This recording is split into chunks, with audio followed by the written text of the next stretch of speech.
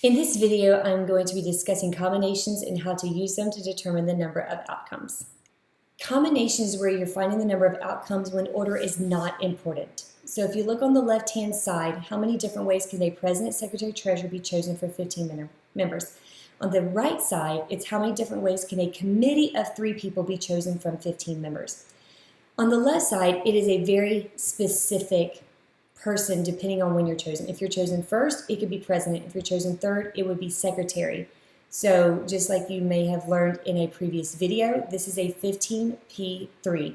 15 members, you're choosing 3 very specific people.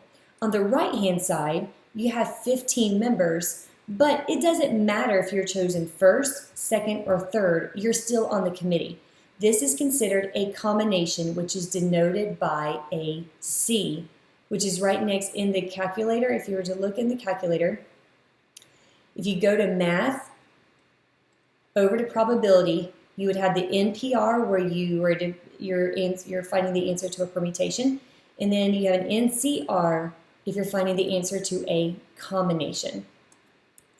So here's the formula, which you will never need to know because the calculator does all of these formulas for you, which is wonderful.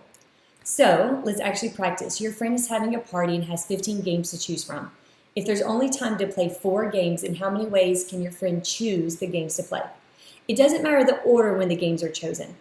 If you choose Monopoly or Twister, it doesn't matter if the Monopoly was chosen first or if the Monopoly was chosen fourth, it was still chosen to play. So this is considered a combination. So it would be 15C4, and in the calculator, you would, let me clear that, you would type in 15, math, C4. And your answer would be 1,365. 1,365 different ways that 4 games could be chosen from 15 games. In how many ways can you select 3 bracelets from a box of 20? Again, the reason this is a combination, not a permutation, is because it didn't matter if you select a bracelet first or third, it was still selected. So it would be 20, because that's how many total bracelets there are. You're choosing 3 of them. So in your calculator, you would hit 20, C3, and you would get your answer of 1,140. 1,140 different ways that you can select 3 bracelets from a box of 20. Now, there actually can be times where you have a multiple amount of combinations going on. So, for example, in how many ways can you select 2 comedies and 3 sci-fi movies from a list of 12 comedies and 8 sci-fi movies? So, let's just deal with the comedies. You have 12 comedies, and you need 2 of them. And then you have sci-fi. You have 8 sci-fi movies, and you need 3 of them. So in this case, you would actually find these combinations, and then you would multiply your answers together. So you can do all of it together. I guess you could probably use a print to see. So the answer is 12. Oops. C2,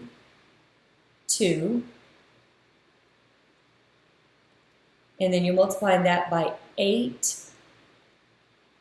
C3,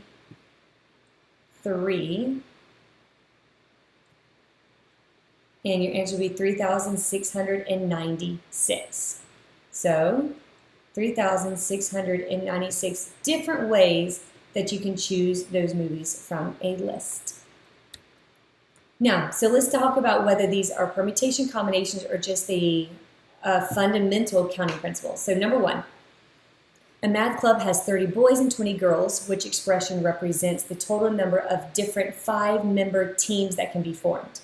Does it matter if they were picked first or fifth? No. So this case would be a combination. Combination. And if you wanted to solve it, let's see. You have 30 boys, and you need 3. You have 20 girls, and you're choosing 2. So that's actually how you would solve that problem. Next, Max goes through the cafeteria line and counts 7 different meals and 3 different desserts that he can choose from. Which expression can be determined how many different ways Max can choose a meal and a dessert? Well, in this case, it is actually a counting principle.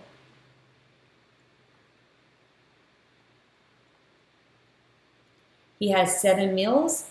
He has 3 desserts, which means he has 20 different ways that he can actually have a meal. Number 3, there are 8 people in a tennis club. Which expression can be used to find the number of different ways they can be placed first, second, and third? That automatically is a giveaway. The fact that the question got very specific about a first, second, and third place, it is automatically going to be a permutation. You have 8 people, and you want to know first, second, and third, so you want to know about 3 specific different types of places that can be placed.